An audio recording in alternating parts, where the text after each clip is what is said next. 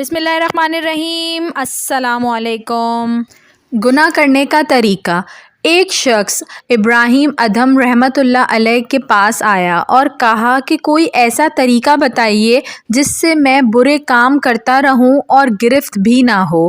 حضرت ابراہیم ادھم رحمۃ اللہ علیہ نے فرمایا، تم ان باتوں کو قبول کر لو، پھر جو چاہے کرو، تجھے کوئی گرفت نہ ہوگی۔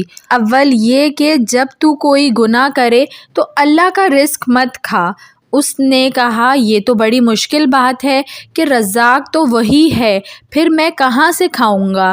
حضرت ابراہیم ادھم رحمۃ اللہ علیہ نے فرمایا، تو یہ کب مناسب ہے کہ تو جس کا رزق کھائے پھر اس کی نافرمانی کرے؟ دوسرا یہ کہ اگر تو کوئی گناہ کرنا چاہے تو اس کے ملک سے باہر نکل کر گناہ کرو۔ وہ شخص بولا، تمام ملک ہی اس کا ہے، پھر میں کہاں نکلوں؟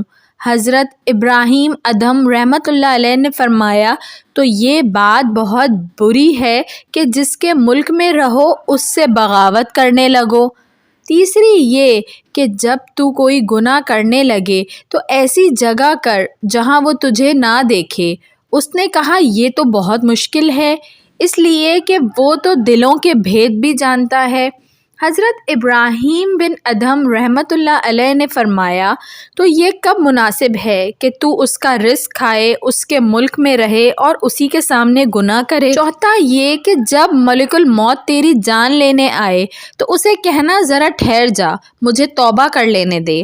وہ شخص بولا، وہ بھلا مہلت کب دیتا ہے؟ حضرت ابراہیم بن ادھم رحمۃ اللہ علیہ نے فرمایا، تو یہ مناسب ہے کہ اس کے آنے سے پہلے ہی توبہ کر لے، اس وقت کو غنیمت سمجھ۔ پانچویں یہ کہ قیامت کے دن جب حکم ہوا کہ اسے دوزخ میں لے جاؤ تو کہنا کہ میں نہیں جاتا۔ اس نے کہا کہ وہ تو زبردستی بھی لے جائیں گے۔